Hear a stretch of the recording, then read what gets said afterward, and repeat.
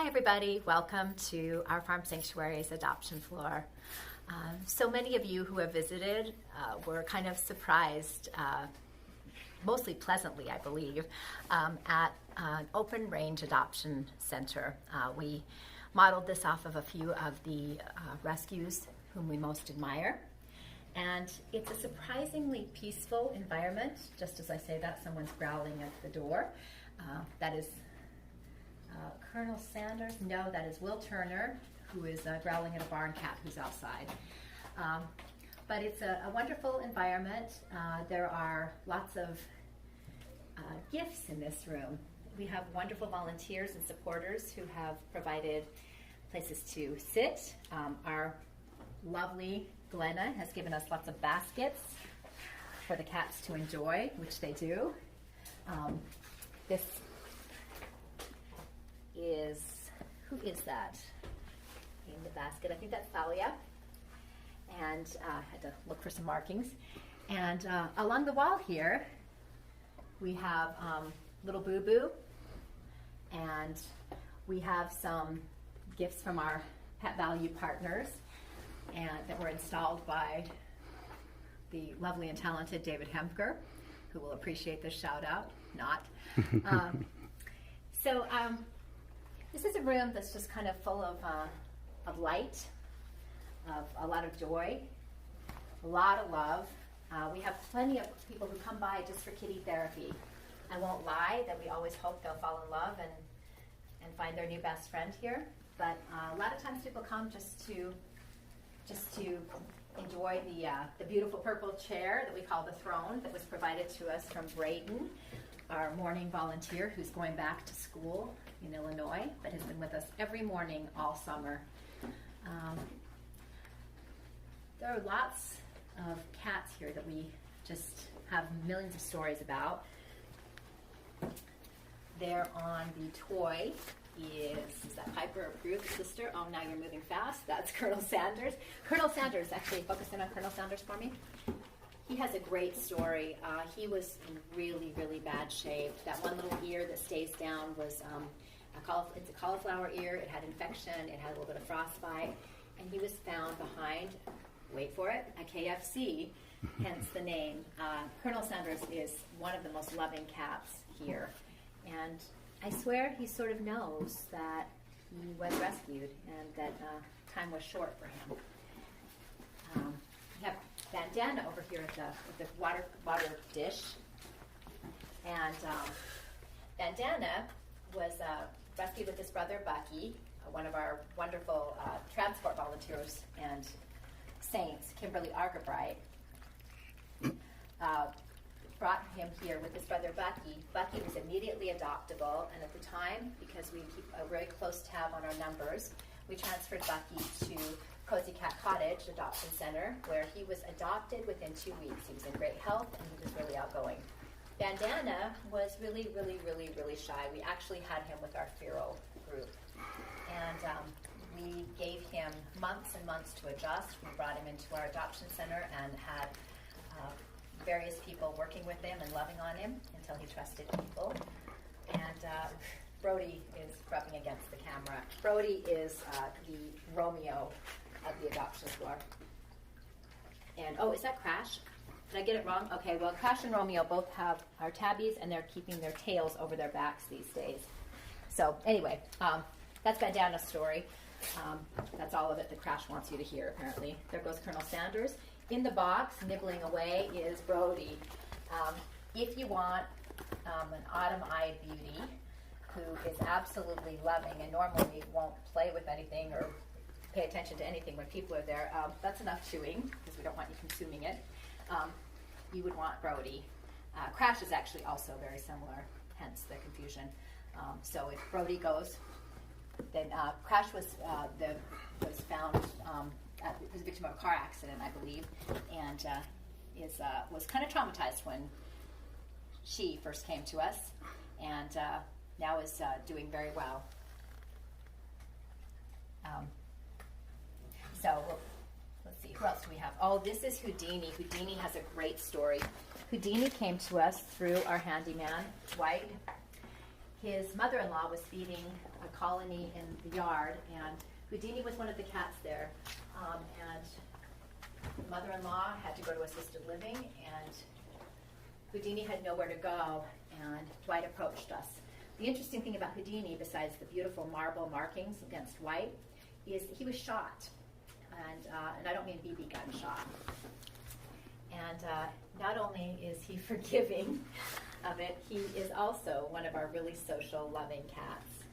We seem to have just a bunch of very affectionate cats, despite some of their really tragic histories. And a really good variety. As you can see, we have everything from long hair, Persian mixes, and lots of Siamese mixes. Highway Emmy, who is not posing for a camera very well right now. Is this Taz getting the camera? Yeah, that's Taz. We can talk about Taz in a minute here. Taz is the sole survivor of a litter from last summer. He was born on July 5th. The rest of the kittens had fading kitten, and we worked night and day with our team of veterinarians to save him and to save all of them, but Taz was the one that made it through. Taz has a little bit of only child syndrome. Taz would not be someone I would recommend for a first-time cat owner unless you like the kind of feisty factor. I believe it's what made him a survivor. He's very playful, but he's a bit of a nibbler. He's a terrific cat, and he misses his mommy Ruby, with whom he was very bonded. So he does really well with other cats. Ruby was adopted. Ruby was adopted by the lovely follower, Dawn, who is an artist in Troy, and whom we keep in touch with all the time, and who also adopted our beautiful Tallulah. Highway Emmy may be fit to if you whip around. Highway Emmy, well, no, maybe not. Who am I looking at right here? Oh, yes, there you go. That is, do we have two streaks? Let me see the face. We have two sisters who look almost identical. This is Piper. Piper and Prue lived in a silo. I'm not sure where the town was, but they were basically feral colony cats. They weren't feral. They were very afraid, but they weren't allowed indoors, and the family decided that they couldn't keep them in the silo any longer, and so we took them in. And they were in not great health when we got them. They came in looking good like they always do, and then in a couple of days they began to break with whatever virus they've been exposed to outdoors, and they're both now the portrait of health. Taz. Yeah, Taz is a maniac. So if you're looking for a small maniac, there's Taz. Oh, one of the alien brothers right here on the pink rug. I'm always making jokes about them. One day they will write a memoir about how I teased them about their looks, but I say it only because I find their strange beauty endearing. Jupiter and his brother Cosmos. There's three brothers, right? Pluto, yeah. They have this, this long face, big ear thing, and they're kind of older kittens, so they may grow out of it, or you have a fun-looking cat. And that was Taz, who decided that you don't need to hear anymore. Over here we have somebody playing the piano. You can hear a piano in the background. Piano was also a gift from Dwight Whitehead. So we're just winging it with this video, so please forgive all the crazy stuff. We want you to feel as if you're here on the adoption floor, and we want you to feel that we're totally transparent with our space. Our cats have volunteers that see them daily to twice a day. We clean twice a day. We have a medical room where we medicate daily. I would say twice a day, but some drugs only require once a day, so we're not irresponsible. Oh, that beauty. That's Charles. Charles and his sister Celia look almost identical. I don't want Celia to hear this, but Charles is the one with the more plush tail, and he's a little bit bigger. They're both, we believe, Maine Coon mixes. I usually use that phrase because I don't want to claim anybody's a purebred. But they definitely, I would say, I very strongly feel that they're as Maine Coon as you get. Oh, looking up into the camera, by the way, the little calico. Let's back up and see her. That's Mosaic. Mosaic is, she is a no-brainer cat, by which I mean she's very bright, but she is a cat that if you were to come in and blindly want to buy a cat for anybody, which we don't do that. But if you were coming in and you were saying to a first-time cat owner, you'll love having a cat, Mosaic is perfect. That's all I can say. She's perfect. Perfect manners, perfectly lovely. She has a coat that's so soft, it's like an Angora sweater. People come to pet her and comment that bunnies are jealous of her. So, yeah, that's Mosaic. I want to clarify, we do not sell cats. I just wanted to make a point that she's just one of those cats that I would have no qualms about saying you should take home. Okay, there's Juliet coming into range. Juliet is just beautiful, long-haired, playful. She's younger than, I think her face makes her look like the description I've been given is she looks like a 70s diner waitress that puts on too much eye makeup and has a cigarette dangling out of her mouth. We have taken away her cigarettes, so you will not see them, but she is still very heavily made up, and she is younger than a 70s waitress would be. She's can be found at the circular toy on the floor. She has a specific way of playing with it that's different from other cats. She comes at it strangely, where she just sends the ball flying around and then idly, grabs it. It's kind of a lazy play. And there's not much you need to say about Juliet because she's just so gorgeous. Okay. Lulu, the kind of scrawny-looking creature here, Lulu is lucky to have her life. She was scheduled for euthanasia at a veterinarian's office that we partner with, and they know that I tend to think seniors still have a lot of life left in them, and that there are people like me out there in the world who actually want to adopt them. Lulu looked absolutely terrible when she came here. Her veterinary care was great, but she was struggling with probably a bit of depression. Sorry, while the brothers were back wrestling. But Lulu was she was very, very antisocial with other cats, and she couldn't be on the floor at all without getting upset with everyone. We spent a lot of time loving on her and letting her gain her confidence with the other cats, and she's doing great with everyone. The urinary tract thing that she was supposed to have that was difficult to treat and made it so she was not good with the litter box. We adjusted her diet initially and then gradually got her into a diet with the regular feeding on the floor. We use Purina Cat Chow Naturals unless we have a special diet, and then we have to separate, which we don't love to do. And Lulu is just doing great. People don't actually know that she's old a lot of the time, and she's put on weight. She was much thinner than she is now, but she does have that little bit of that wizened older cat figure. So Lulu's a really special story for us because I love it when we give our seniors a second chance. And we are now having kitten war. Let's see, who else do we have here?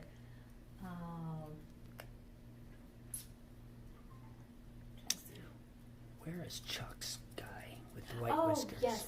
If we come up here to the cat tree, first you can catch a second alien sideways.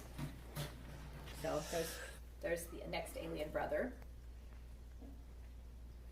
And then up above, we have this beautiful long-haired cat named Buddy. Buddy has a little scar in his eye. You've seen some gorgeous pictures of him online.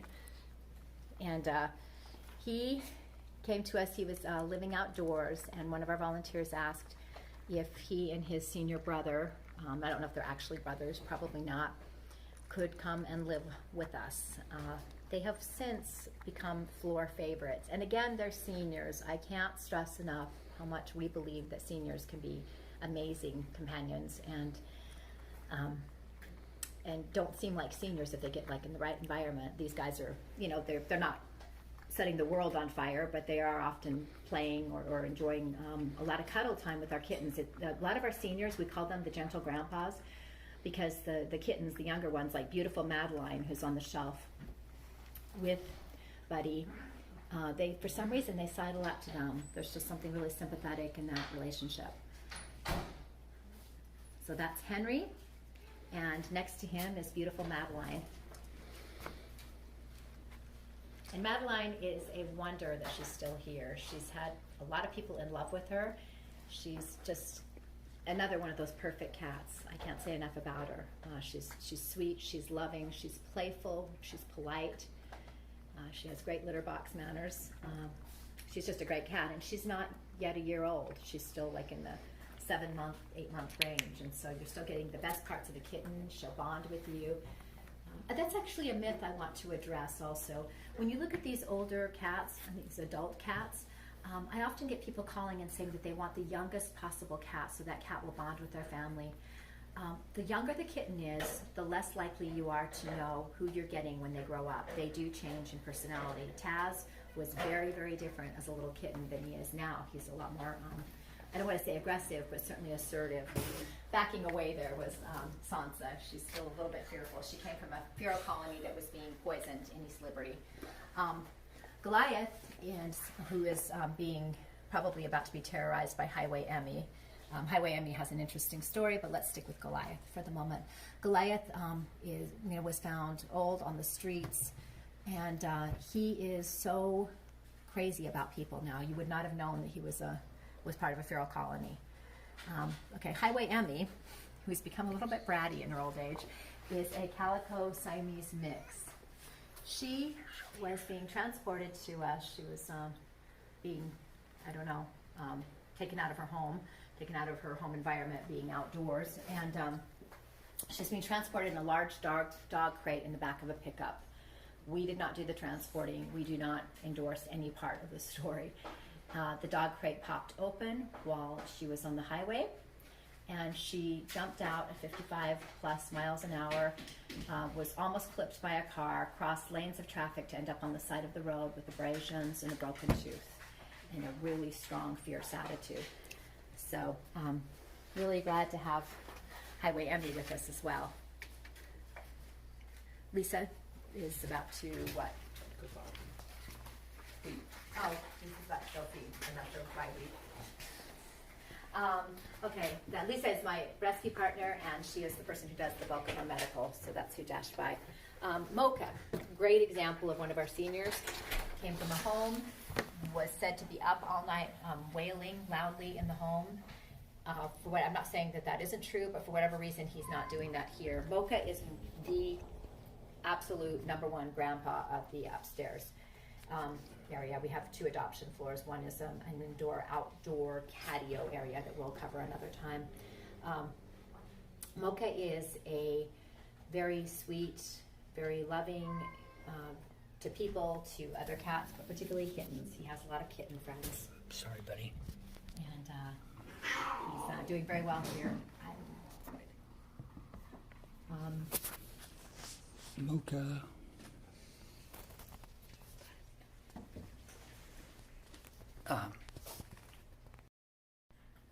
Okay, everyone. That was been our first segment of Meet the Adoptable Cats of our farm sanctuary.